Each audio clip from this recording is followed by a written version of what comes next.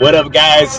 Back at it again. It's Saturday night of this insane heat wave. My first summer in Las Vegas as a Las Vegas local. Your boy Dave from the Shoe Shine is headed to the Cosmopolitan with Bella Bling to go check out the Frank Martin fight contender. You know he's under Derek James, and it's rumored that Errol Spence will be in the house as well as Terrence Bud Crawford. This is why I moved to Vegas, guys, because I've always loved this city, the entertainment capital of the world, the fight capital of the world, and we're going out and we're doing the damn thing. So let's see what kind of trouble we can get into.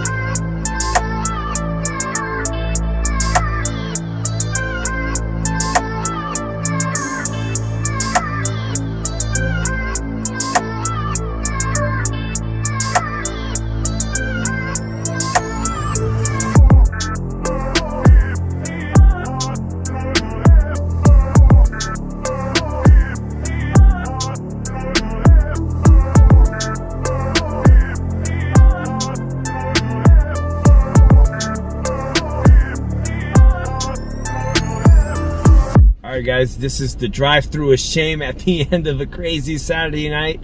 Make sure you catch my show, The Shoe Shine, every Monday night with my boy Philly Irish Drew Evo, where I recap all the greatest things in the sport of boxing.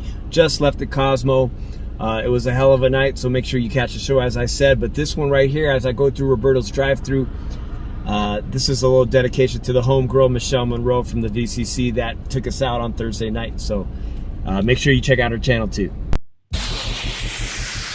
It's time for the main event. It's The Shoe Shine.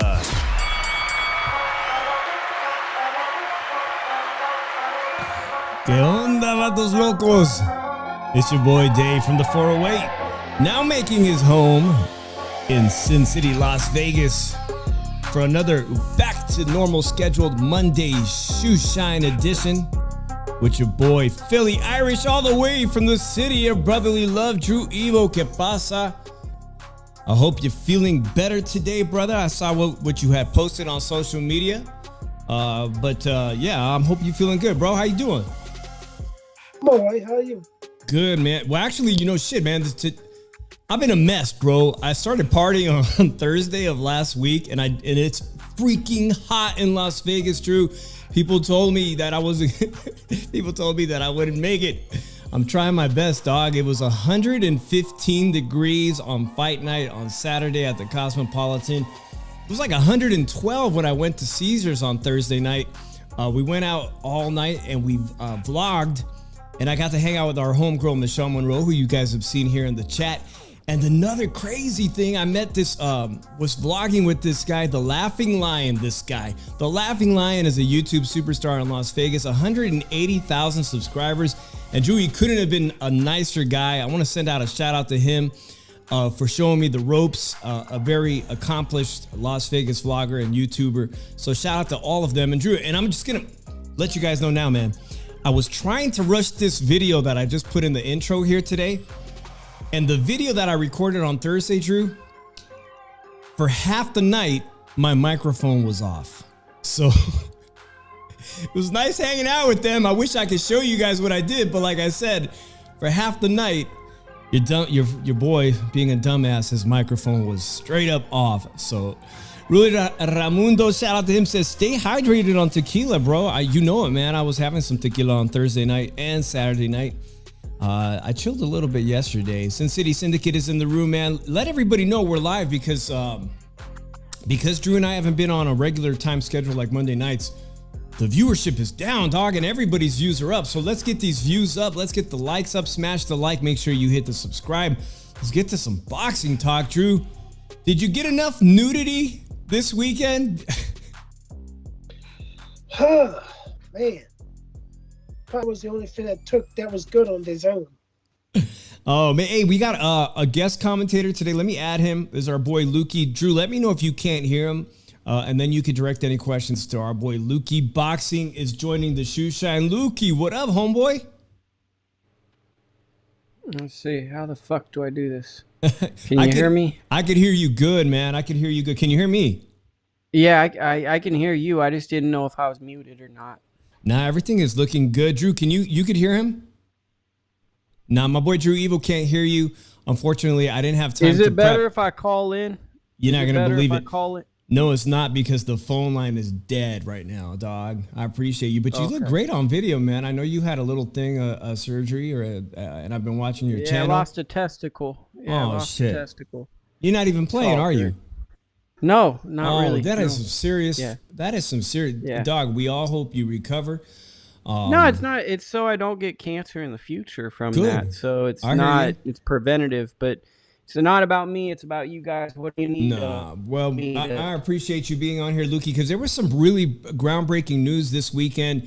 You've had Arnold Barboza Jr., just this great guy, a fighter Drew and I have been following at Top Rank in his endeavors at 140 pounds as he rose up the rankings to deserve a title shot. And in the past few months, things haven't been going so well. They did fail to materialize a big fight between him and the 140-pound Regis Prograis, a fantastic champion. That fight failed to materialize for whatever reason. Of course, you got a lot of people on social media giving their opinion on why that didn't happen. Then lately, we heard that it was very possible that they were going to mandate him and Jose Ramirez from Fresno, both under the management of Rick Marigan, to fight. Marigan, yeah. Yeah, Marigan. And that was kind of exciting news to have guys on the same, stable, essentially, under the same management fight, both respectively 1 or number 2. And all of a sudden I hear this weekend, I didn't know what to believe or what to understand. He was not let go by Top Rank. He asked to leave Top Rank to pursue these fights that have failed to materialize over at Top Rank. So, but you let me know exactly what's going down with this, because that division is stacked. It's been ripe with change. Teofimo Lopez is now, the lineal champ. He's got a belt over at Top Rank. What did Teofimo have that impacted the decision for Arnold Barboza to part ways with Top Rank? I don't know. That's the worst answer, but I don't know. He was out of a contract in August, I believe, and I think that uh, boxing promotions are like marriages, right? It's like a marriage, and I think that Barbosa's lost trust in Top Rank. Since 2019, 2020, he's been taking these fights that it's the next fight you win, you get a world title fight. And he's almost out of his contract. It feels like Teofimo's never going to fight him. And I think that they wanted to explore free agency and get the best money in the world title fight that Barbosa feels he deserves. Right. And naturally, people are going to wonder if the right fit is going to be with Golden Boy, if Oscar De La Hoya is interested, or Matchroom Boxing, PBC, where ironically, Rolly Romero is the 140-pound WBA champion, although he's being ordered to fight somebody else. But where do you speculate that would be a good fit for him? I mean, obviously, there's two options. To me, there could be the PBC or whatever. Oh, let me mute this. Golden Boy would be a good fit, speculatively, because he's in LA, right? And they need some stars in LA. He's got a big fan base in El Monte, homegrown guy. But I think also, if you're looking at Matchroom, could be a great place for him because he wants the Regis fight. So I think that it's a beautiful situation for Arnold, his father, his manager, Rick Regan. Arnold is a world title shot. He's beaten a lot of really, really good fighters, and he deserves the opportunity to fight for a world title. And now he gets to take his undefeated record and the way he's been built and leverage that into a situation where it's put into paper. I'm getting a world title fight with this contract. I would assume would be the way that he's going to look to leverage an opportunity with a new promoter.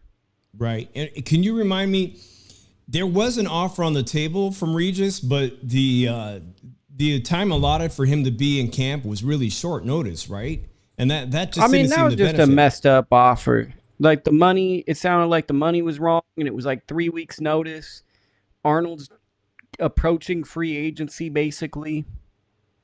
I don't think any rational person would. I think that fight fans often look at fighters and go, okay, I want my fighter to behave this way, but if that's your cousin or your uncle, then all of a sudden they talk about the situation much differently, right?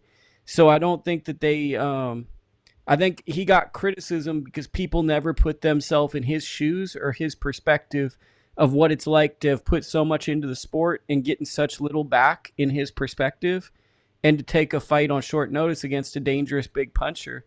I think that they just didn't want to take that type of fight with how much he's sacrificed to this point. That would be my guess. I'd like to ask my co-host, Drew. Drew, now that Arnold Barbosa is a free agent, where do you see him fitting in the landscape amongst promoters? Tell you the truth, like he's really not going to get a title shot right away. He's like, anywhere he goes, he's not getting a title shot right away unless he becomes somebody's mandatory and they order the fight to happen. Like, PBC ain't gonna let him deal Wally Romero. I don't think Eddie's gonna let him deal Regis anytime soon. I think the only way he gets a title shot is if he becomes somebody's mandatory and he persuades them to order a fight to happen. And he's in the unfortunate spot that's how he's going to get a title shot at somebody as a mandatory. And that's half the battle. The other battle is forcing the sanctioning body to order a fight between you and that champion, which is the other half of it. So now potentially we have the WBC title being on hold because Devin Haney has a decision to make whether he's going to move up and challenge Regis Prograis, or is he going to stay at 135 and fight Shakur Stevenson because he's being ordered to pick what route he's taking by Friday. So he's in an uphill battle to get a title shot right now. Lukey, I'd like to ask you, where does Devin Haney, who was recently arrested on a gun charge this weekend, unfortunately, that wasn't good news to see him in TMZ. Where does he fit into this equation? Because he is being mandated to fight or work a fight with Shakur Stevenson if he wants to stay at 135. And Shakur, I think, rightfully deserves that. But also, he can move up. He can stick around Top Rank and maybe contest or get an opportunity to fight Teofimo. Or like Drew pointed out, he can go free agent, right? Can't he? And get this fight against Regis too, right? It's all kind of like spoilers to Arnold Barboza's championship opportunities. Oh, Lukey, you muted yourself by accident. Guest has muted themselves. Guys, just hold on tight as we work the audio here. Go ahead and keep talking to me. Okay, Lukey's going to come back, guys. We love us some Lukey Boxing over at Pro Box TV and, of course, here on YouTube, a fantastic columnist. But we were asking him right now. Hopefully he'll come back on because I screwed up this phone line today. But we're asking him. You guys heard the news, guys. This is so much going on here. All right, Lukey, we back? I should be. Yeah, My computer's slow, so just tell me. No, that sounds good now. Yeah. As Drew pointed out, Shakur Stevenson's kind of this elephant in the room where he can sabotage a lot of these fights. He can stick around and fight Shakur Stevenson, which is a tremendous fighter, probably the best fighter I've seen at 135 with to me the highest ceiling. Or he can move up to 140, potentially petition to get an opportunity. As the undisputed lightweight champ, he does deserve kind of to skip the line to get a shot at Teofimo, another very challenging fight, or Regis Prograis. But all of these fights seem to, in one way or another, affect Arnold Barboza. Your thoughts on that? Well, I mean, I think that the fight that's probably going to get made, if I were to look at the fights, is Subriel Matisse, because guys aren't lining up to fight Matisse. So if you're looking at the path of the least resistance, it's probably going to be looking at the IBF route. Once again, this is above my pay scale. I'm not Rick Moragian. I'm not Arnold Barboza.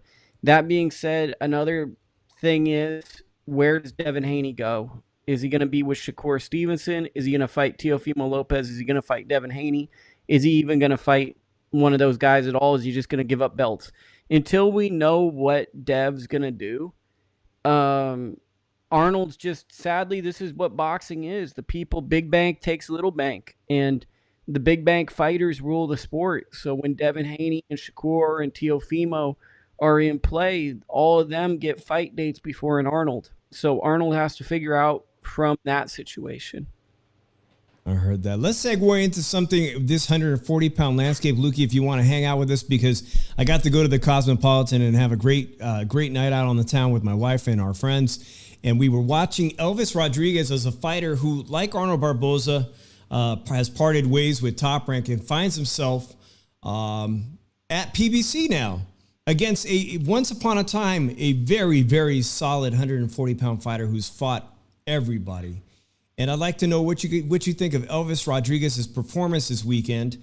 I wasn't too impressed. I know he's rallied back after that loss and being cut, but he's 30. What is he? 39 years old. The fighter he just beat.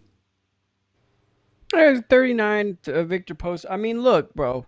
Elvis Rodriguez, exciting fighter. I was very excited. Loses a fight. I've never gotten more uninterested in a fighter, possibly ever. I don't know what it was. It feels like he's fighting the same type of guy over and over, like it's Groundhog Day, like he's fighting the same opponent over and over. To me, this card on Saturday, the Showtime card, was the step your game up card.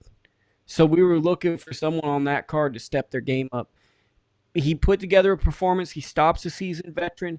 Let's be real. He did what he was supposed to do. It's a 39-year-old man in there. You made him look his age. No one had ever, in theory, done that to him. He did what he was supposed to do. Now he needs to hit the ground running and really show that he's a true contender to be mentioned with the Arnold Barbosas and these other big names in that division. And of course, Raleigh Romero is over there at PBC, so that's the natural course, I think. But Drew, I wasn't very impressed with him beating Victor Postol. I mean, Victor Postol's been in there with everybody, but again, he's 39, and I actually thought Victor Postol was doing quite well early on.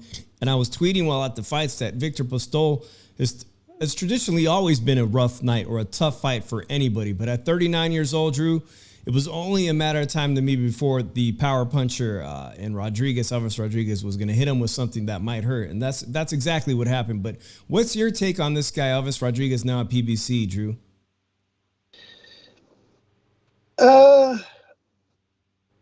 Just borderline contender.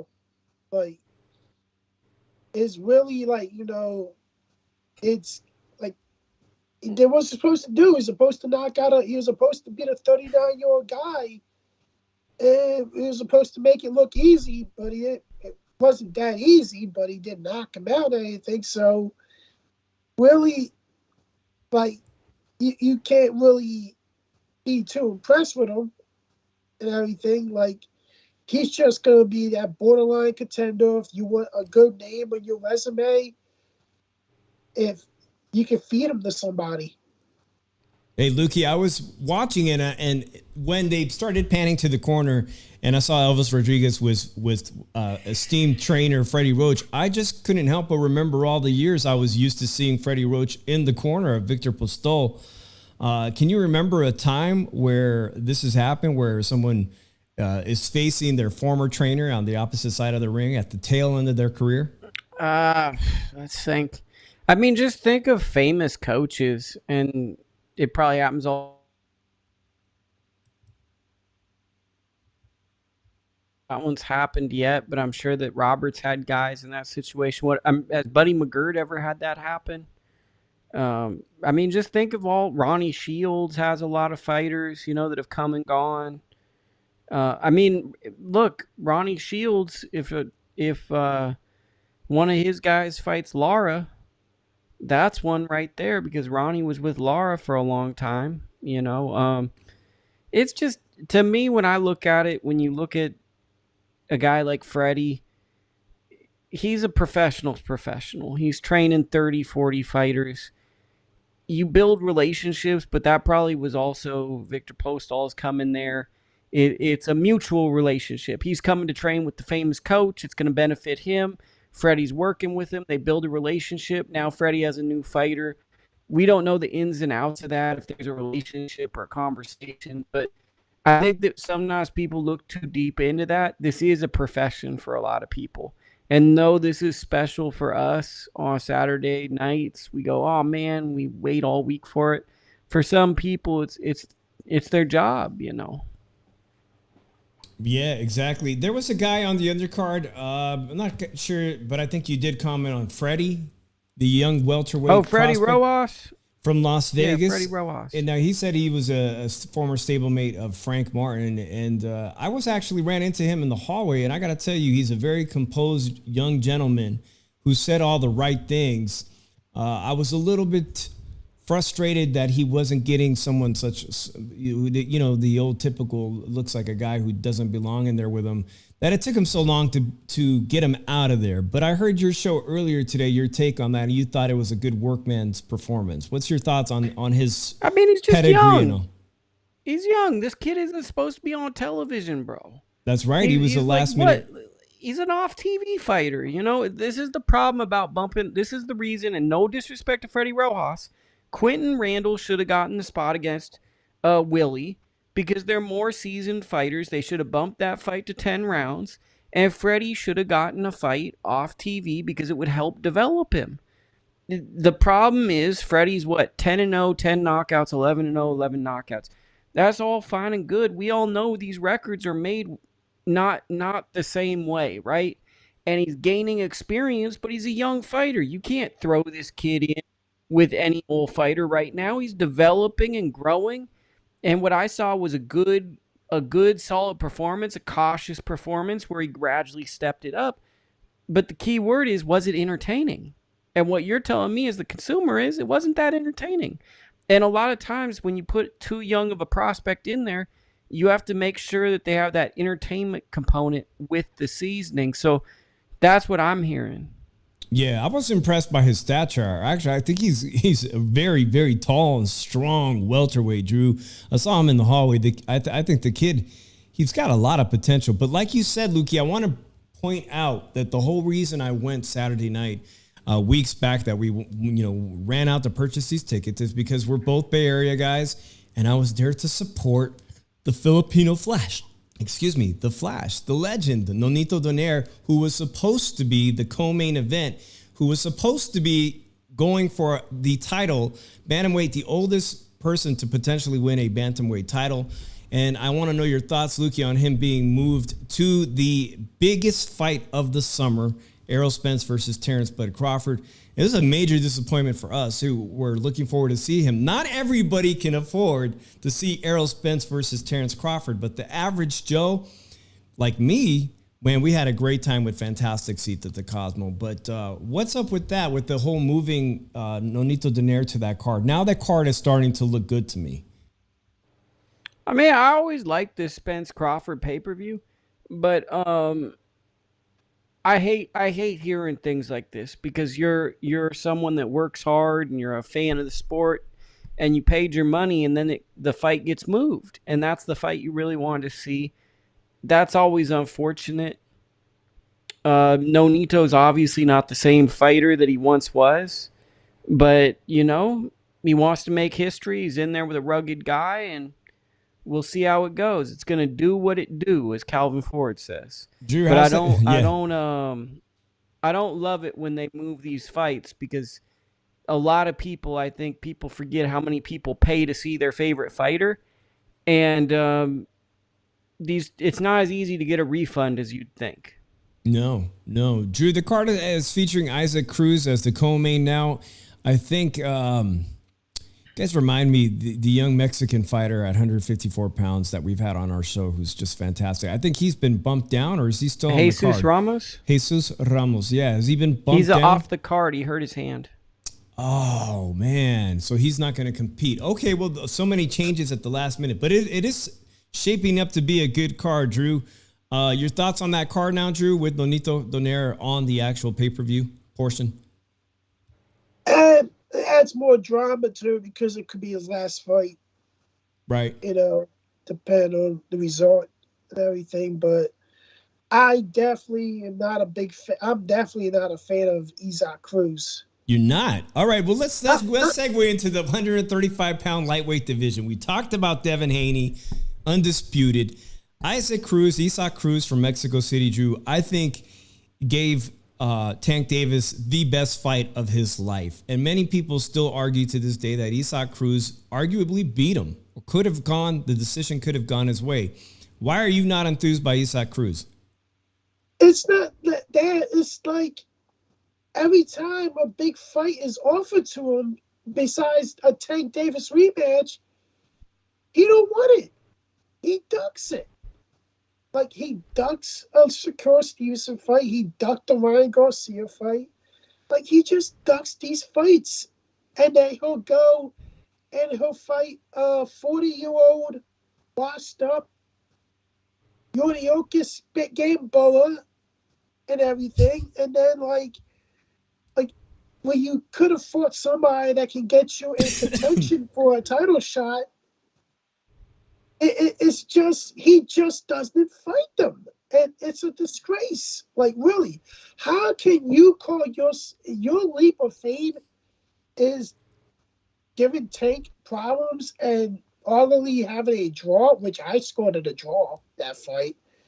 And then you think that you want a Tank Davis rematch? Like, I don't understand that, man. Like, I don't understand. Hey, fight Ryan Garcia, you beat Ryan Garcia, you get the Tank Davis rematch, you probably get a Devin Haney fight too, or a Lomachenko fight and make more money. But then you don't want to fight them because they know that those styles don't favor him. He can be outboxed. He can be outmanned. He is very short for that division. He's very small for that division and everything. It's just really, why are you there for? If all you want is a Tank Davis rematch. You don't want to fight potentially for a belt. I'm sorry. I'm not a fan of him. I lost respect for him because he's ducked every possible other opponent waiting on a Tank Davis fight. It's just like these other motherfuckers wanting to wait for a fucking Canelo fight. Lukey, how much of that it could be attributed to his management team and Sean Gibbons? The fact that Isaac Cruz appears to have turned down potentially good fights with a superstar like Ryan Garcia, as Drew's alluded to other fighters. Look, Sean's smart. So if they're not taking fights, they got a plan. Okay, I trust in that. Now, here's the big problem that I see with PBC is that Devin Haney's got all the titles. And this Saturday night, I went and I had the pleasure to see Frank Martin again. I don't know how I've now seen him fight twice, but they're trying to sell him as, and he won a title eliminator. They're trying to sell him to us or to the general public as the next big thing in the lightweight division. Of course, he's got a fantastic team behind him. Errol Spence was in the building promoting his big fight. He's got Derek James, who's also Ryan Garcia's new trainer. But even with all that, man, the gentleman he fought, Artem, a medalist, Olympic medalist, I thought was getting the best of him, was absolutely getting the best of Frank Martin and bothering him with some nice, snappy work to the body that I thought took a lot out of Frank Martin, that took that typical power punch out of him. Enough to win, I'd say going into the 6th round, it was his to lose, man. But what's up with Frank Martin? The guy's won a WBC eliminator now.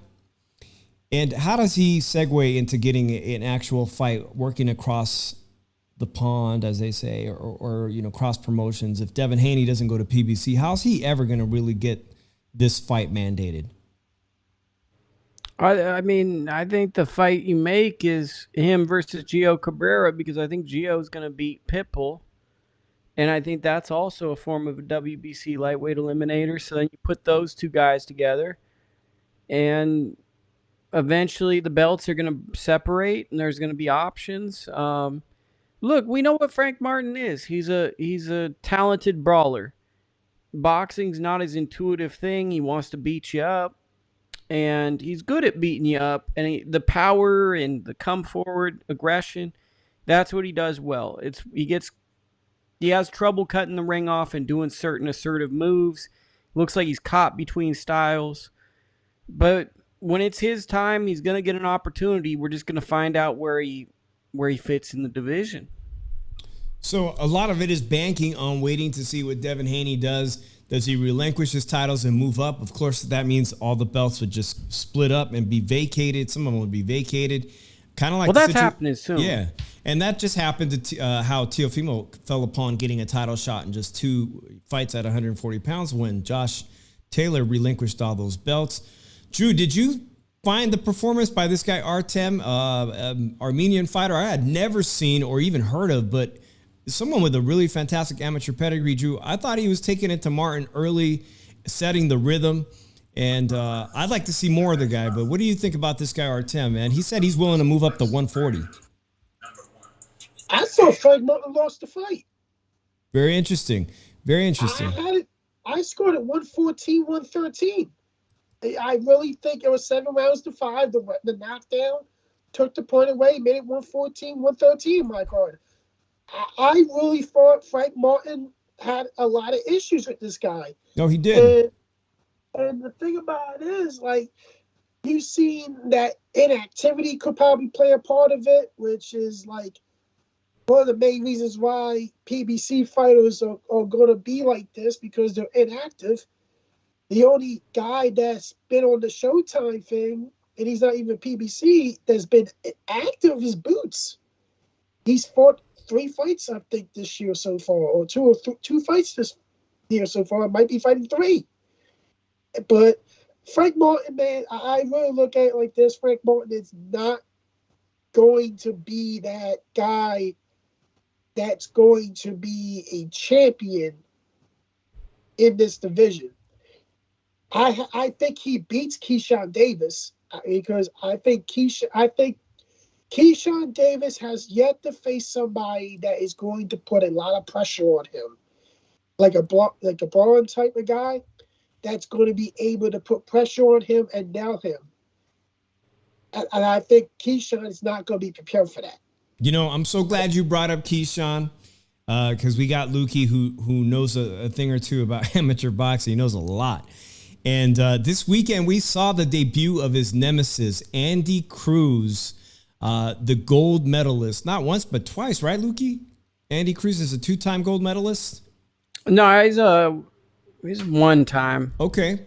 Maybe he's 2-time. I just didn't care. Maybe the first time. I don't know. No, but did you care enough to watch his professional debut? Because I know I was in another YouTube channel, and I had mentioned that I remembered that, or maybe it was your channel, that Robeisy Ramirez, in his professional debut, fell short at Top Rank, and this is a guy who also Robeisy's different level. Robeisy's different level.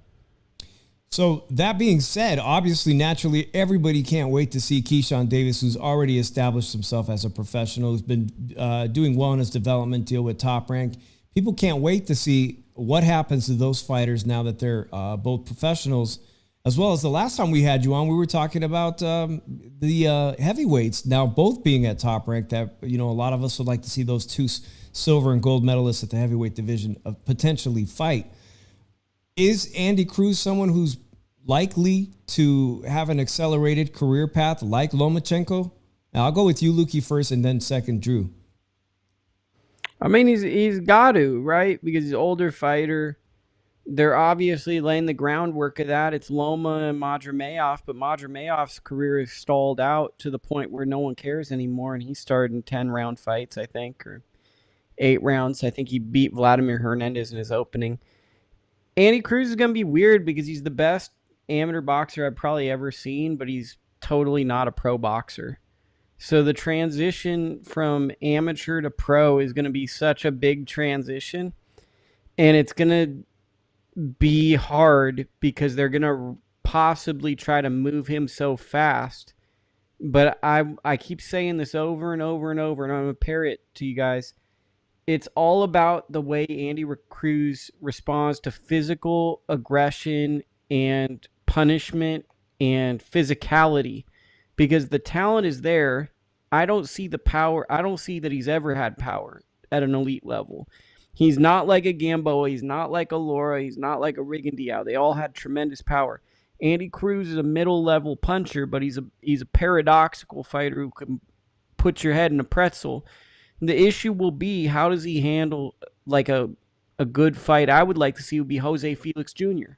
How does he handle a physical, rugged guy? Because I think that's going to tell us a lot. I think that when I read quotes from Bozy Ennis, he was saying, hey, man, I wish we could have started in 4- and 6-round fights. That's telling me a little something. When the coach is saying, I wish we could have started. So I think that it's going to be an uphill climb. I think people want Andy Cruz to be a legendary fighter. He's very good, but I think he's going to underperform. He's going to be a world champion, but I think the expectation is just too high for him to live up to it. Drew, that's obviously good news to you, a Philadelphia guy.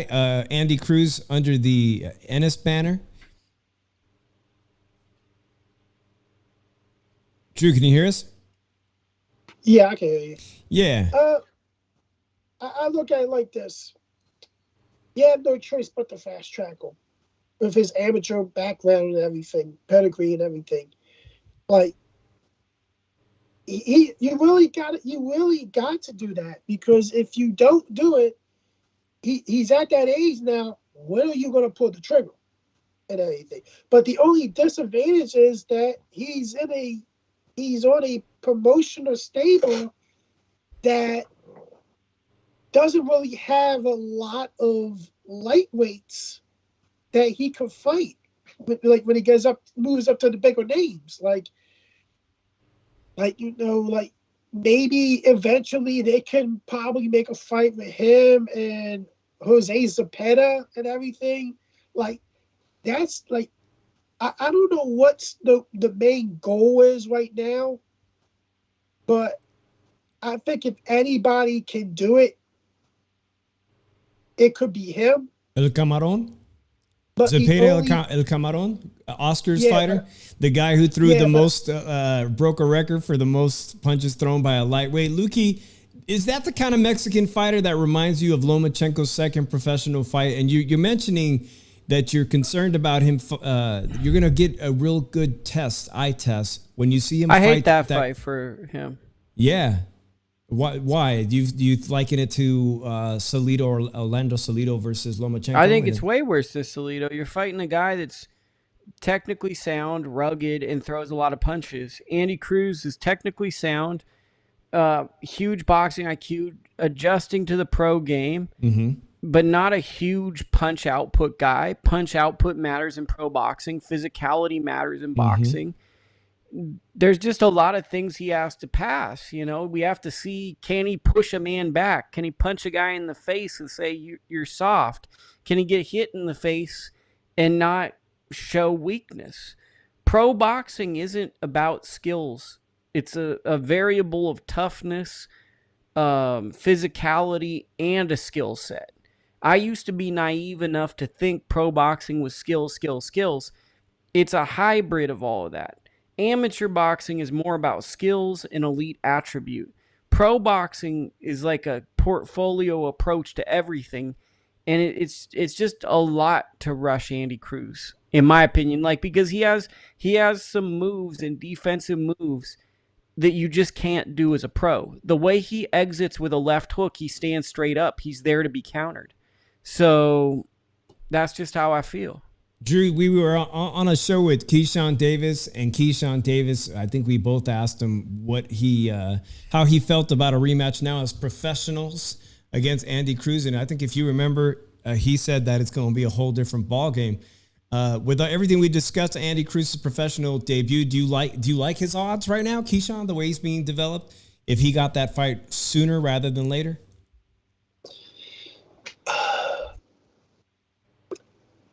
I really think right now, I think what they're trying to do, they're trying to fast track him, but I think they're trying to get the guys that are like somewhat borderline contenders to fight Andy right now.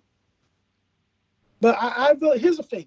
I really think the one fight that will be intriguing and I think should get made, and it should be easy to make because it's on DAZN and everything. I don't really see, maybe after 4 or 5 fights, him fight Jojo Diaz. If you're fast tracking him, after 5 fights, you're gonna have to have a step up. And Jojo Diaz will be the perfect step up fight for him, because Jojo Diaz, he's contender, but he's gatekeeper now. Yeah, Jojo Diaz just had a really good performance the other day, and it was at such a random weight class. I know Oscar had a tough week with a lot of his fight, with more than one person on his card missing weight. Jojo Diaz came in as a welterweight, Drew, so I wouldn't be surprised if Jojo Diaz blew the weight and just said, fight me, accept it on my terms. But, I mean, he is floating kind of like you said as a high-level gatekeeper. But also a tough night for anybody, somebody that can play spoiler. Oscar's having a lot of problems lately in his stable and everything, and it's gonna eventually cost Oscar a lot of money, because I think DAZN might step in and say, "Yo, what the hell's going on? You got guys pulling out. You guys being overweight, and you're moving cards around, and I got paid subscribers here." Yeah. All right, guys. We've discussed this lightweight division. Saturday night was Frank Martin's showcase again to fight an elite level amateur guy with a very high pedigree, a medalist, as I just pointed out. Lukey, Frank Martin says he'll knock out Keyshawn Davis. He's been going back and forth, says I'll knock him out. And this week he also said right after this fight, he's talking shit, saying I'm going to knock Devin Haney out in 9 rounds. I'll ask both of you, does Frank Martin do either? Can he beat, of course, Devin Haney or Keyshawn Davis? I don't care. You don't care? Do you think he does? He's gotta prove it. He's got to prove it, Drew. It's not up to me to say, hey man, I said before, this other I think man, he beats Keyshawn Davis. I think the style might be too much for Keyshawn on it because he's still early in his career and everything. he does not beat Devin Haney. And thing about it is, Frank Martin, I'm going to be honest with you, I think the fight PBC has to make is Pitbull Cruz versus Frank Martin. Yeah. I think that's the fight that has to be made. Thank you. Okay, yeah, of course, naturally. We just seen Frank Martin. They're promoting him as the main event and is developing him with Errol Spence, and Errol Spence fights 2 weeks later. That's exactly what I want to see. I want to see him versus Isaac Cruz. Put them in the ring together, man. They're under the same card. All these other fights seem impossible to make. Frank Martin versus someone working at Top Rank. They just seem impossible until all these belts get split apart, whether Devin Haney relinquishes them and moves up. Then I think maybe it's far more possible. But let me know what you guys think in the comments. Drop a comment. Let us know if you think Frank Martin is the real deal at 135. Will he eventually be a world champion? Does he beat the likes of Keyshawn Davis? Does he beat the likes of Andy Cruz, a gold medalist? And or even does he stand a chance against Shakur Stevenson, who I think will eventually sit at the top of the throne? And Drew, let's not forget Lomachenko, man. He's still active. He just had I was at that fight against Lomachenko. He looks every bit a great fighter. All right, let's segue into something. Lukey, your thoughts on nudity in the ring, because we had women's boxing at the highest, most elite level. Alicia Baumgardner, someone Drew is very fond of, a fan of. I do appreciate her growth post the Michaela Mayer fight. But early in the day, across social media, somebody made big waves by celebrating her influencer boxing match with nudity. By flashing the public, man. Where does this sit? How does that sit well? Does it sit well with you, or what? Do you think it just is an embarrassment? I mean, look, I'll just say it like this. You go to the circus, don't be surprised if you see some clowns. So I don't get, it doesn't bother me because I know it's the circus. I know these kids in influencer fights are doing drugs, drinking alcohol, recreationally boxing. I'm worried that one of them is going to get hurt, but I don't look at it and go, man, that's a prize fight. Now, if it comes back and affects Katie Taylor or Baumgardner or Michaela or Sinise, that's a doggone shame. But I would hope most people would look at it and go, okay, that's the circus. That's a novelty. Now we've had, that's it. Well, I was thinking, I mean, somebody crossed over from influencing boxing and actually has become a professional. I'm talking about Jake Paul, who will be fighting Nate Diaz in just a few weeks, coming up very quickly. And actually, I ran into Jay Santos, the son of Bob Santos, right, from San Jose Cal. Ran into him and was shocked to find out that Jake Paul has been working with them, right? I mean, how far does it? Here's where I'm going with this. Could you foresee a woman who's in influencing boxing actually cross over and become a professional talent like Jake Paul? Sure. I mean, I could foresee certain women's boxers, if they think they could go viral, pulling a stunt like this, because now going viral is the new clout. If you're viral, that's more. I bet you I could go into a classroom of high school kids and kids would tell me, I want 1 million followers over $1 million.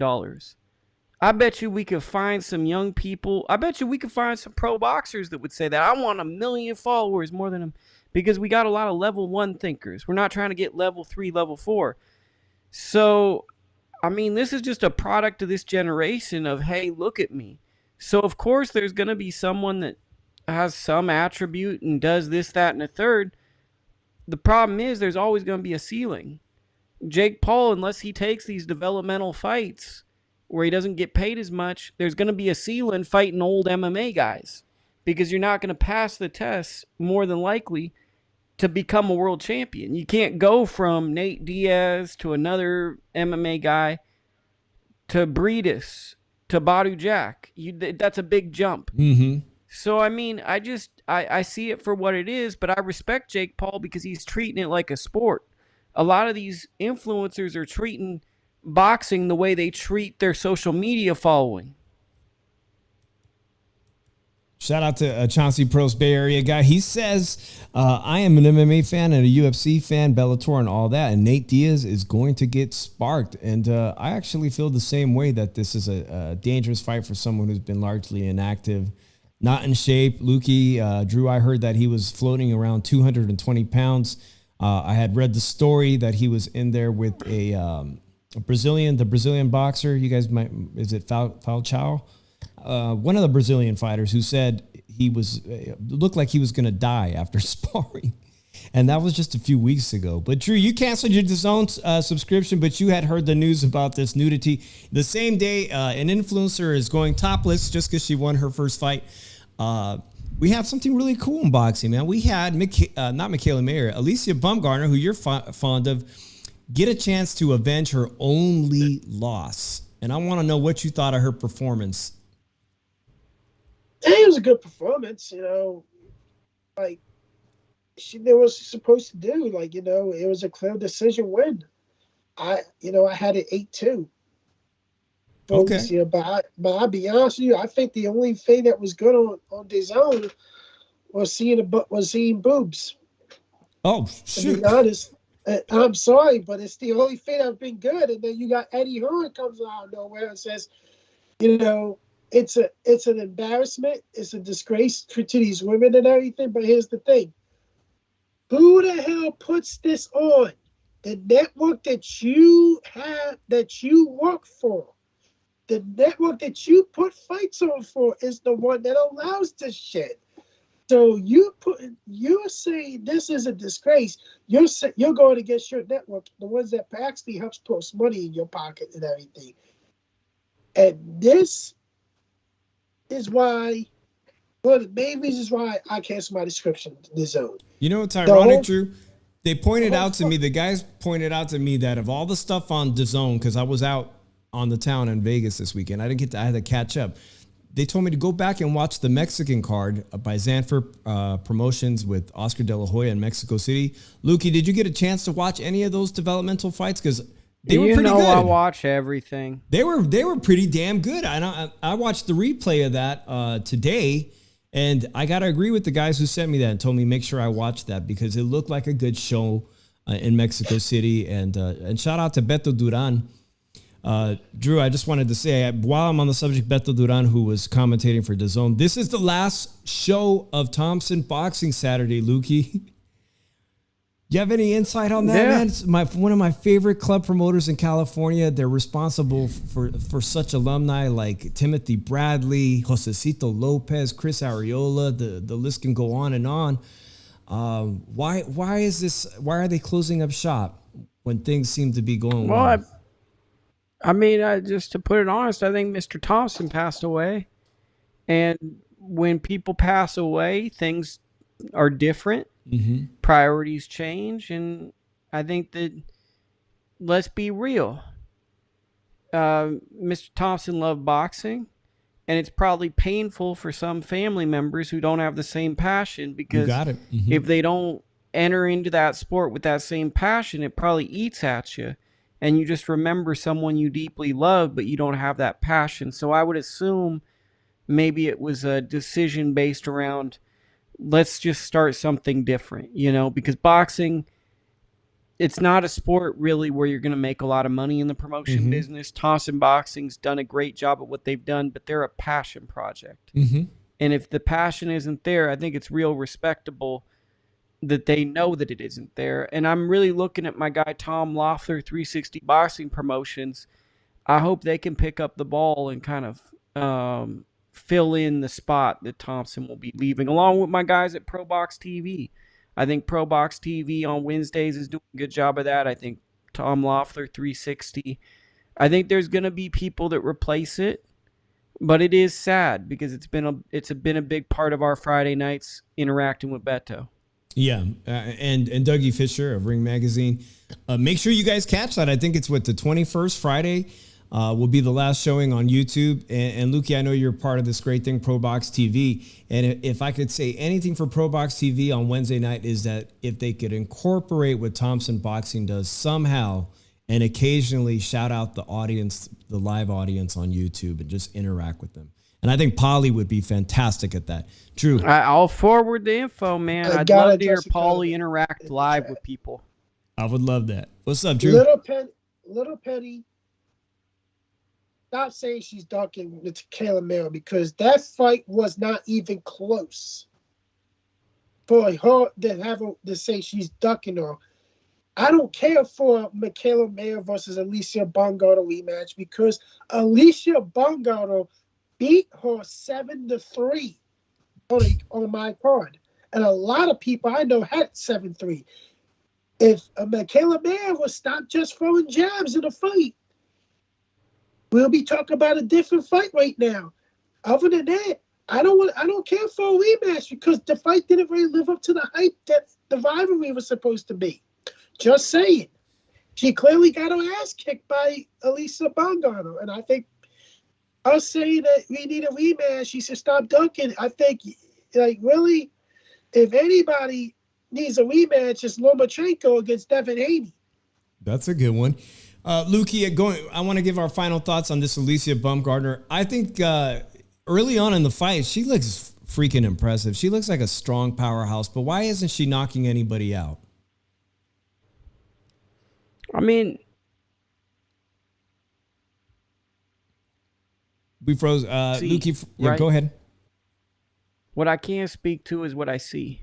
And what I see is I see Alicia Baumgartner slowly transferring into Tony Harrison. And what I mean by that is there's moments of brilliance and then there's moments of lack of focus. It seems like since the Mayer fight, she's gradually losing more and more focus. She's gassing out sooner than you would expect later in fights. And I think in this fight, she was pressing for a stoppage, kind of like Canelo. And then later in the fight, she had to ease off the gas pedal. Mm-hmm. So I think that she needs to figure out what she wants to be her world-class boxing style that she's going to go all gas, no brakes in with. Because it feels like she's trying to put forth performances that might not complement that style to the maximum performance. And that can be a problem when you fight the very best fighters in the division. No doubt about that. Drew, you know what I did like is that she got a chance to avenge her loss, and now she's cleared it up who is the better fighter against her lone professional loss. And with that in mind, Lukey, I want to ask you, what is the likelihood of the featherweight champion El Venado Lopez taking on Ruben Villa, who signed recently to Top Rank after a fantastic performance on Thompson Boxing, as a matter of fact, gets signed to Top Rank?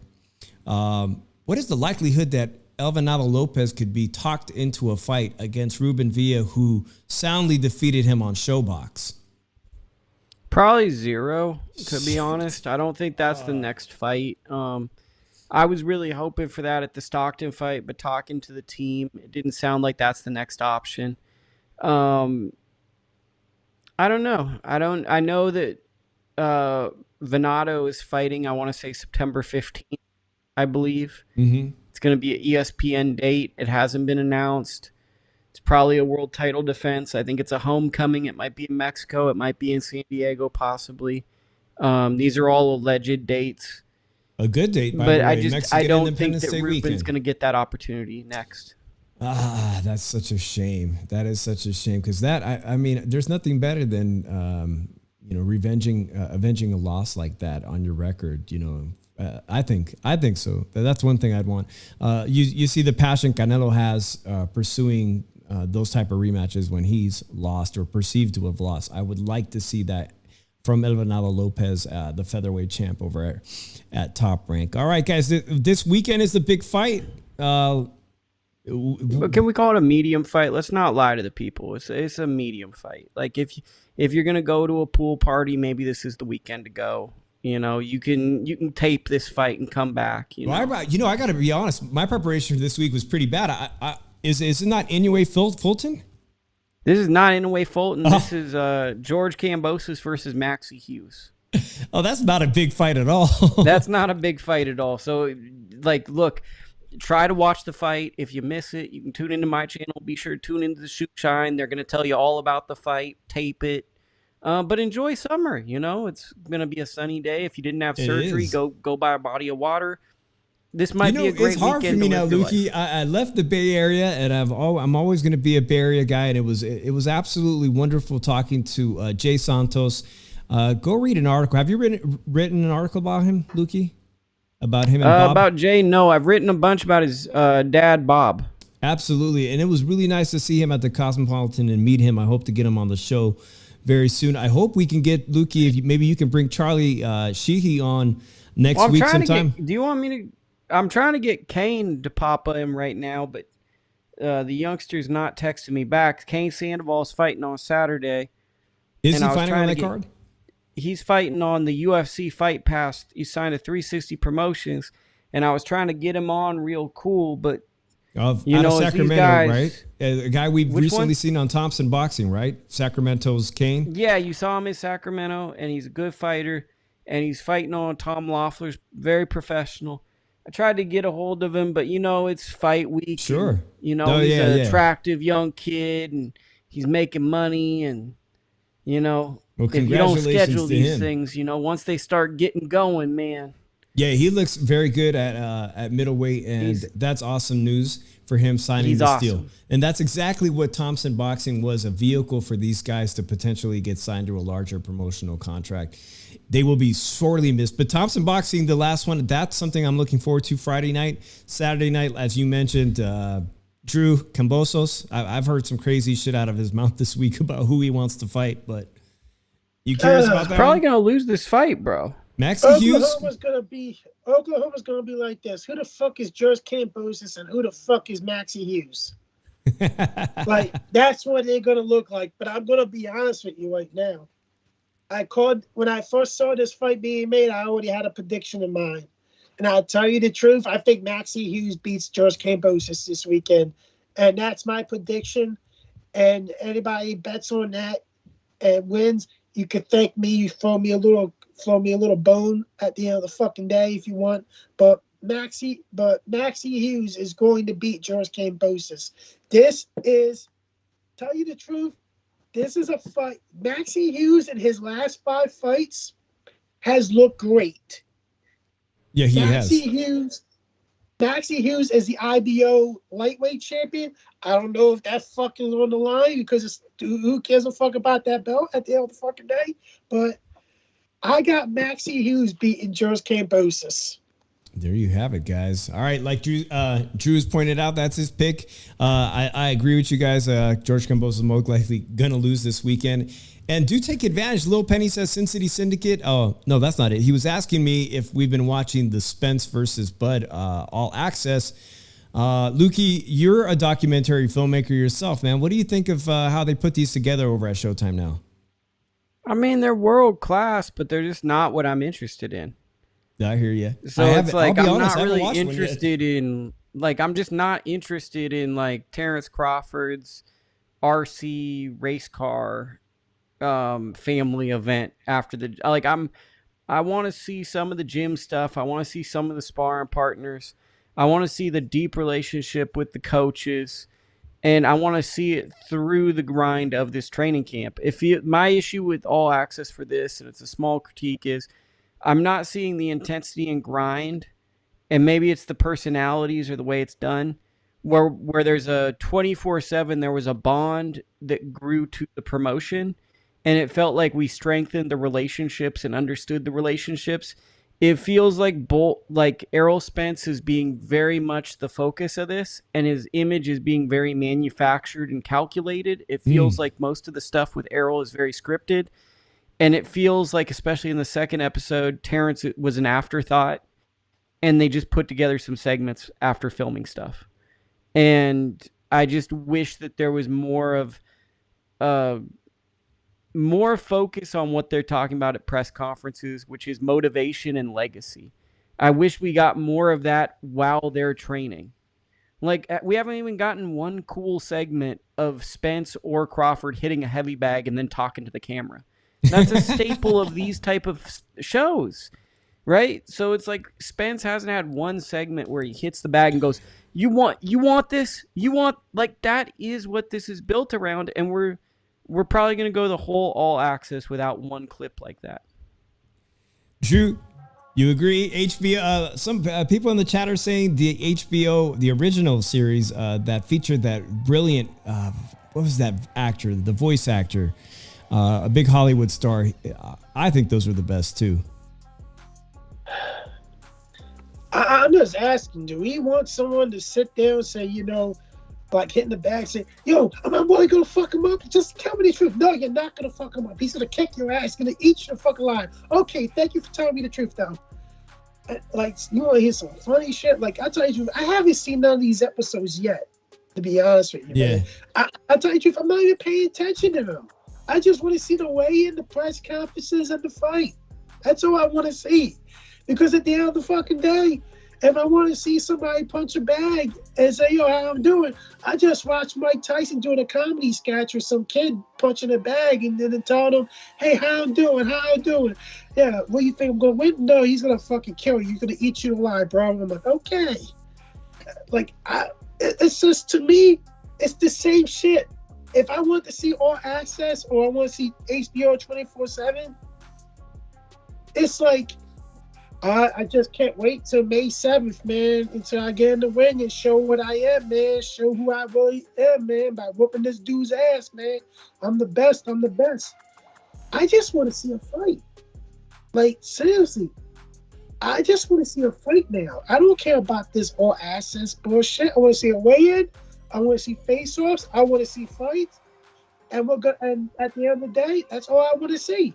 Yeah, I heard that. By the way, guys, Sin City Syndicate says Pretty Boy turned into Money Man 24/7, and I got to see Ruben Guerrero. Is it Ruben Guerrero, the Ghost's dad? Yeah, Mad Dog. Mad Dog was in the building Saturday night, and you guys just reminded me how good HBO's production was when Floyd Mayweather fought the Ghost. It told stories, bro. Yeah, there's it was no epic. stories being told for this fight. It was epic. That was the good days. But you know what? I'm still excited about this welterweight showdown. They just don't have the charisma. The guys just don't have the charisma. You know, Floyd it's Mayweather not had. that. No? I'm going to tell you what it is. The fighters aren't vulnerable enough. When 24/7 is great, the fighters are somewhat vulnerable. Right? Floyd's being awkward or something. He's there's something about him that seems vulnerable. The Mad Dog, he's coming out, he's frustrated. This promotion feels like too cool for school. There's no vulnerability, there's no weakness. It's just very scripted and manufactured and boring. I heard that, man. Lukey, remind us where you've got a great new YouTube channel. Please remind us where they can read your fantastic articles and also give us your YouTube handle. Read me on ProBox. My YouTube channel is only for the cool kids, so if you can't figure it out, you're not coming. At Lukey so there Boxing. you go. I appreciate being on. Hey, I appreciate you having coming on. Maybe next Monday we could see if we can get Charlie Sheehy from the Bay Area before his fight at the end of the month, Drew, that I'm going to. Lukey Boxing, make sure you check him out. Drew, it was a good show, man. I appreciate everybody who came in here. Terrence Crawford is in here.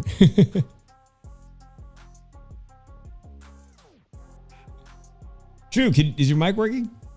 I want to know if this is a real Terrence Crawford or not. Nah, oh please, I wish, man. I would not be surprised if he was in the room watching In the Ring with Christine, our homegirl In the Ring with Christine, but no, I doubt it, guys. I say, yo, is the phone line open or not? Drew, it's spelled Terrence. Oh, fuck you then. Oh, man. Hey, I appreciate you guys tuning into the Shoe Shine. I'm going to drop that video again because not too many people. I see my homeboy Fonzie was here. Fonzie in the building on Saturday night. Chicano Prophet, everyone that joined us will be back on Monday night. We're going to try to get some guest panelists because it's going to be a slow weekend for boxing. But we will be talking about, of course, none other than the greatest welterweight showdown in over 20 years. Could be, as Bud has pointed out, 40 years. 40 years since Las Vegas has had a welterweight undisputed matchup like this. Of course, he was talking Hagler Hearns, I believe. So we'll get to that next Monday. Thanks, everybody, for tuning in. We'll see you next Monday. Drew, I'll see you next week. I'm going to play the video.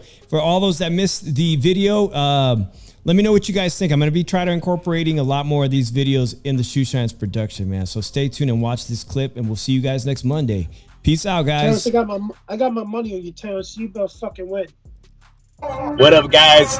Back at it again. It's Saturday night of this insane heat wave. My first summer in Las Vegas as a Las Vegas local. Your boy Dave from the Shoe Shine is headed to the Cosmopolitan with Bella Bling to go check out the Frank Martin fight contender. You know he's under Derek James, and it's rumored that Errol Spence will be in the house as well as Terrence Bud Crawford.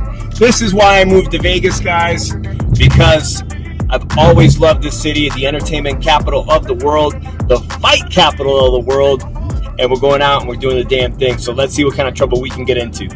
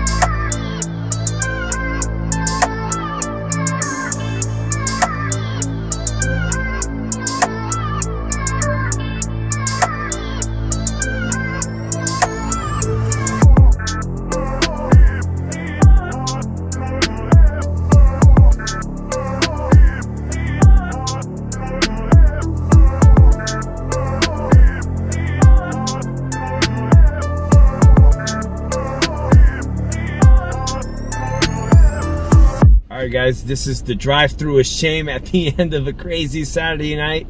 Make sure you catch my show, The Shoe Shine, every Monday night with my boy Philly Irish Drew Evo, where I recap all the greatest things in the sport of boxing. Just left the Cosmo. It was a hell of a night, so make sure you catch the show as I said. But this one right here, as I go through Roberto's drive-through, this is a little dedication to the homegirl, Michelle Monroe from the VCC that took us out on Thursday night. So make sure you check out her channel too.